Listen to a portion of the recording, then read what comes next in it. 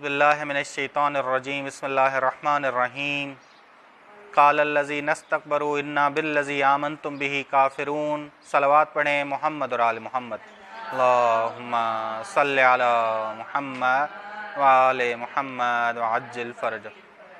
جی گفتگو جاری ہے سورہ اعراف کی تفسیر کے حوالے سے، اور انبیاء علیہ السلام کی قوموں کا ذکر کہ پہلے ذکر ہوا جناب نوح علیہ السلام کی قوم کا، جناب نوح علیہ السلام کی قوم۔ اس کے بعد ذکر ہوا کہ اس کے بعد جو جناب نوح علیہ السلام کی قوم کے بعد جو جناب نوح علیہ السلام کی قوم کی جانشین بنی وہ جناب ہود علیہ السلام کی قوم۔ اس کے بعد جناب ہود علیہ السلام کی قوم کے بعد ذکر ہوا جناب صالح علیہ السلام کی قوم کا کہ جناب صالح علیہ السلام جانشین بنی جناب ہود علیہ السلام کی قوم کی، لیکن انہوں نے عبرت حاصل نہیں کی پہلی والی قوموں کی۔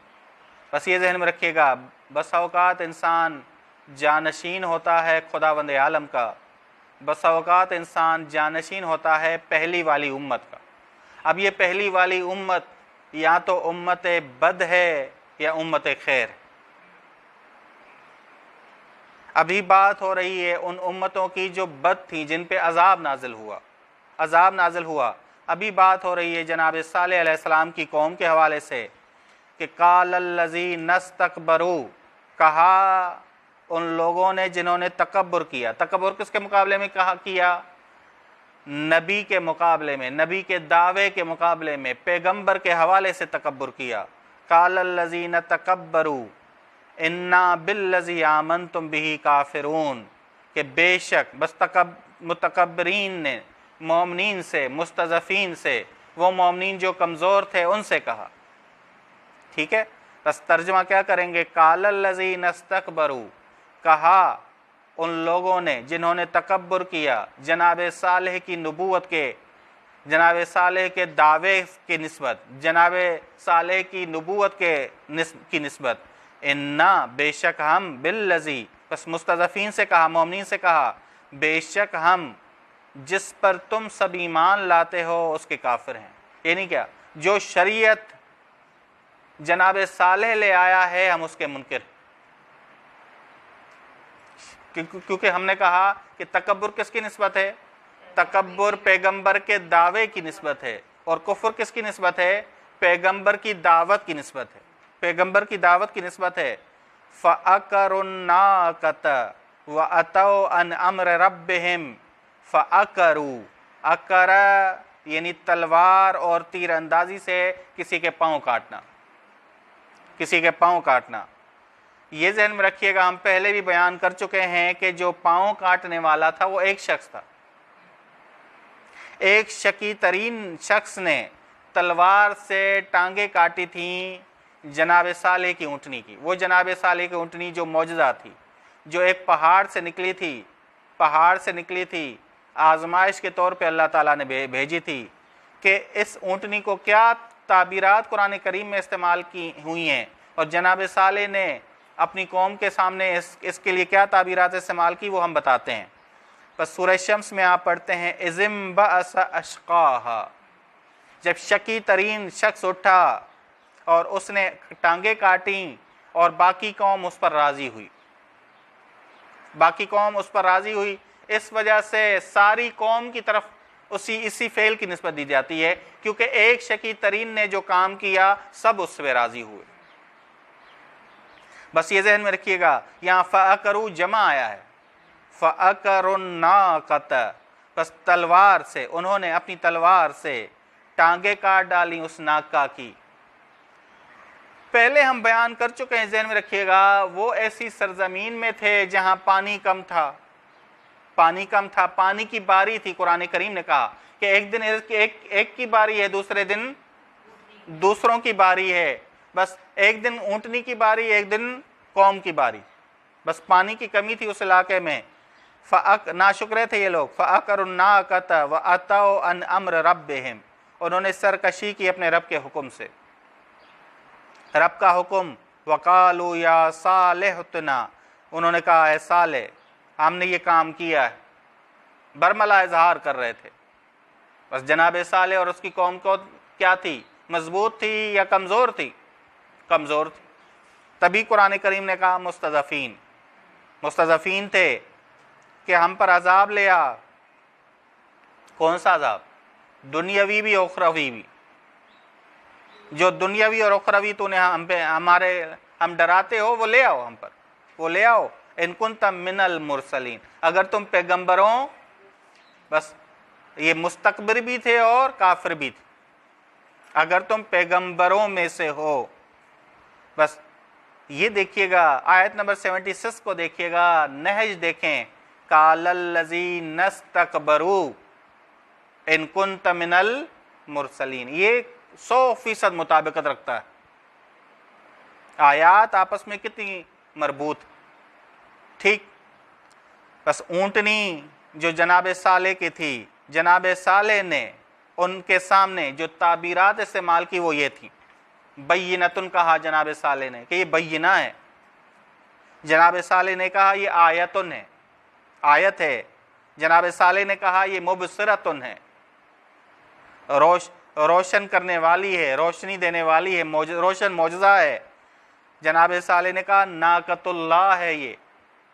لیکن ان تعبیرات کو انہوں نے مد نظر رکھا نہیں. بس یہ ذہن میں رکھیے گا تکبر جڑ ہے کفر کی. تکبر جڑ ہے کفر کی کہ انسان جب مستکبر ہوتا ہے تو کافر بھی ہوتا ہے. مستکبر ہوتا ہے تو کافر بھی ہوتا ہے. بس انہوں نے یہ جو تعبیرات استعمال کی جناب صالح نے ان کا لحاظ کوئی نہیں رکھا تو فَأَخَذَتْهُمُ الرَّجْفَةُ، زلزلے نے انہیں ہر طرف سے گھیر لیا. اخذا ہر طرف سے گھیر لینا، احاطہ کرنا. فَأَصْبَحُوا فِي دَارِهِمْ جَاثِمِينَ. دارہم کے دو تفسیریں کی گئیں. ایک دارہم کا معنی مفسرین نے جو لیا ہے وہ یہ ہے کہ دار سے مراد گھر نہیں ہے. دار سے مراد گھر نہیں ہے بلکہ شہر ہے. پس وہ اپنے گھر میں اپنے شہر میں زانو کے بل گرے پڑے تھے. ہر کوئی تو گھروں میں نہیں تھا. کوئی بازار میں تھا، کوئی گھر میں تھا، کوئی کہیں منڈی میں تھا، کوئی کہیں میدان میں تھا، کوئی کہیں دریا میں تھا. ہر کوئی گر پڑا. تباہی آ گئی، تباہی آ گئی. زلزلہ آ گیا، سونامی آ گیا، بس تباہی آ گئی. جو جہاں بس دارہم سے مفسرین نے کیا مراد لی ہے؟ شہر مراد لی ہے کہ شہر مراد ہے، گھر مراد نہیں ہے. بس ان کے مطابق کیا ہوگا؟ ان کے مطابق ترجمہ یہ ہوگا فَأَصْبَحُوا فِي دَارِهِمْ یعنی فی بلدہم. پس وہ اپنے شہروں میں زانو کے بل گرے پڑے تھے. زانو کے بل گرے پڑے تھے. ایک یہ معنی. بعض نے کہا نہیں، یہ دار اصل میں کیا ہے؟ دیارہم کے معنی میں ہے. اس میں جنس ہے. ہر کوئی اپنے گھر میں کیا پڑا تھا؟ گرا پڑا تھا. جب خطرہ آتا ہے، بارش آتی ہے، طوفان آتا ہے تو انسان کہاں بھاگتا ہے؟ گھر کی طرف بھاگتا ہے، گھر کی طرف چلا جاتا. بس یہ طوفان آیا، خطرہ محسوس کیا، یہ گھروں کی طرف بھاگے اور گھروں میں اپنے زانوؤں کے بل گرے پڑے تھے. لیکن بہتر کیا ترجمہ لگتا ہے؟ وہ شہر والا. بس دیکھیں تفسیر کے بدلنے سے آپ کا ترجمہ بدل جائے گا. بس دونوں ترجمے کر سکتے ہیں لیکن بہتر مناسب وہ شہر والا ہے. فَأَصْبَحُوا فِي دَارِهِمْ جَاثِمِينَ. بس وہ اپنے شہر میں زانو کے بل گرے پڑے تھے. اب معاملہ حل کریں جاسمین کا. جاسم سے مراد ہے زانو کے بل گرا پڑا ہونا، اوندھا پڑا ہونا. اوندھا پڑا ہونا یہ کنایا ہے انتہائی ذلت کے لیے. یہ نہ سمجھیے گا، ظاہری نہ مراد لیجیے گا کہ اوندھے پڑے ہوئے تھے، سارے ہی اوندھے پڑے ہوئے تھے. نہیں، مراد کیا ہے؟ مراد ہے انتہائی ذلت میں پڑے ہوئے تھے. انتہائی ذلت میں پڑے ہوئے تھے.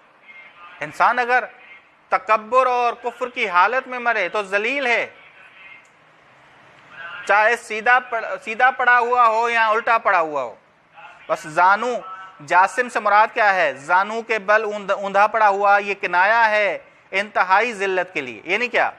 پس وہ اپنے شہروں میں ذلت کی حالت میں پڑے ہوئے تھے، عذاب میں ذلت کی حالت میں پڑے ہوئے تھے۔ بس یہ جاسمین تسلیم ہونے کے لیے کنایا نہیں ہے، تسلیم ہوتے تو کہاں ہوتے؟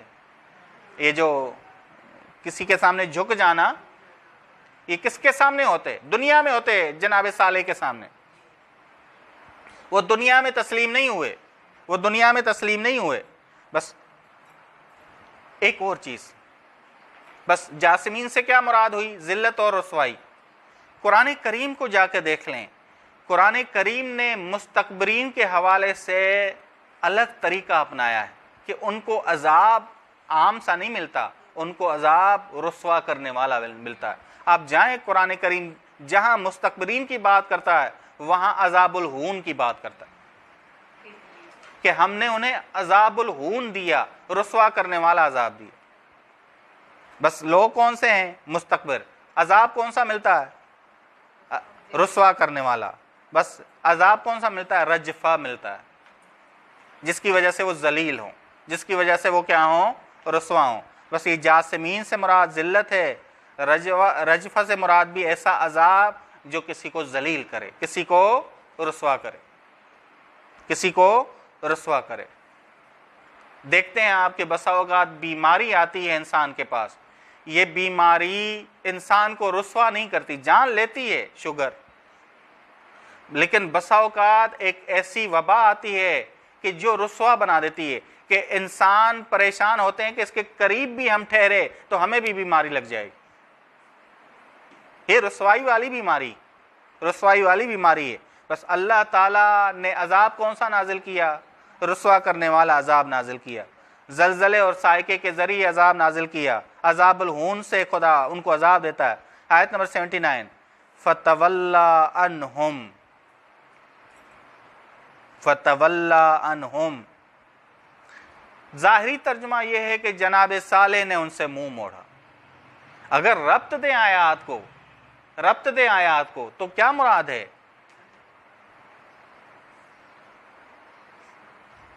کیا مراد ہے؟ فَتَوَلَّا عَنْهُمْ بَعْدَ الْعَذَابِ، جناب صالح نے ان سے منہ موڑا۔ پہلی آیت میں کیا آیا؟ عذاب آیا۔ اب اس میں کیا کریں گے؟ ہاں، عذاب کے بعد جناب صالح نے ان سے منہ موڑا۔ اب جی عذاب کے بعد منہ موڑنے سے کیا مراد ہے؟ یعنی شفاعت نہ کرنا، شفاعت نہ کرنا۔ بات سمجھ آئی؟ شفاعت نہیں کی، شفاعت کرنے سے انکار کر دیا کہ یہ تو نافرمان مستکبر بھی تھی اور کافر بھی تھی۔ بس ظاہری ترجمہ کر کے معاملہ حل نہیں ہوتا۔ بہت سارے لوگ فَتَوَلَّا عَنْهُ سے یہ نہیں سمجھ سکتے کہ اس نے ان سے منہ موڑا۔ کب منہ موڑا اور کیسے منہ موڑا؟ یہ معاملہ تو حل ہی نہیں ہے، یہ معاملہ حل ہی نہیں ہے۔ فَتَوَلَّا عَنْهُمْ، پس جناب صالح نے ان پر جب عذاب آیا اور وہ مر گئے تو انہوں نے ان سے منہ موڑا، شفاعت نہ کرتے ہوئے، شفاعت کا انکار کرتے ہوئے کہ میں ان کی شفاعت نہیں کروں گا۔ کیونکہ انسان کی جو ہی آنکھ بند ہو جاتی ہے ظاہری، باطنی آنکھ کھل جاتی، باطنی آنکھ کھل جاتی، سمجھ آ جاتا ہے کہ میں حق کون تھا، باطل کون تھا، حق کون تھا، باطل کون تھا۔ فَتَوَلَّا عَنْهُمْ، بس بعد از عذاب جناب صالح نے ان سے منہ موڑا، منہ موڑا۔ وَقَالَ يَا قَوْمِ، بس سمجھ آ رہی ہے کہ اللہ کی بات نہیں ہو رہی، جناب صالح کی بات ہو رہی ہے، کیونکہ خطاب کون کر رہے ہیں؟ منہ بھی موڑ رہے ہیں، خطاب بھی کر رہے ہیں۔ بس یہ منہ موڑنا ظاہری نہیں ہے، معنوی ہے، شفاعت نہ کرنے کے معنی میں ہے۔ بس انہوں نے ان سے منہ موڑا شفاعت نہ کرتے ہوئے۔ وقال، اور کہا، یا قوم، اے میری قوم۔ کتنا با ادب ہے نبی، اب تو عذاب بھی نازل ہو چکا ہے لیکن کہا میں تمہارے لیے درد مند تھا، میں تم لوگوں سے محبت کرتا تھا۔ نبی نہیں چاہتا کہ میری قوم کوئی شخص عذاب میں پڑے۔ یا قوم، اے میری قوم، لقد ابلغتکم رسالت ربی، میں نے پوری طرح ابلاغ پوری طرح کسی تک پہنچانا پیغام، میں نے پوری طرح اپنے رب کے پیغام کو پہنچایا، وَنَصَحْتُ، اور میں کیا ہوا؟ ناصح ہوا۔ ناصح کہتے ہیں معنوی خیاط، معنوی درزی۔ پیغمبر معنوی درزی ہے، ائمہ علیہ السلام معنوی درزی ہیں، ہمارے لیے تقوی کا لباس بناتے ہیں تاکہ ہمیں پہنائیں اور متقی بنائیں۔ لباس التقوی خیر لکم، اس تقوی کے لباس کو کون بناتا ہے؟ درزی کون ہے؟ محمد اور آل محمد علیہ السلام، انبیاء علیہ السلام۔ یہاں جناب صالح نے کہا لقد ابلغتکم رسالت ربی، میں نے عقیدہ ہو، اخلاق ہو، احکامات ہوں، حقوق ہوں، سب کچھ میں نے تم تک پہنچایا، اللہ کا پیغام پوری طرح تم تک پہنچایا، امین ہوں میں، وَنَصَحْتُ لَكُمْ، اور میں ناصح ہوں تمہارے لیے، میں نے تقویٰ کا لباس بنایا، معنوی خیاط ہوں، معنوی درزی ہوں، تمہارے لیے تقوی کا لباس بناتا ہوں، وَلَٰكِن لَا تُحِبُّونَ النَّاصِحِينَ، لیکن تم لوگ معنوی درزیوں کو پسند نہیں کرتے، ناصحین کو پسند نہیں کرتے۔ بس اصول دین کی جناب صالح نے دعوت دی، نبوت خاصہ اس کا دعویٰ تھا کہ میں پیغمبر ہوں اور ایک خدا کی عبادت کرو، اس کی دعوت تھی۔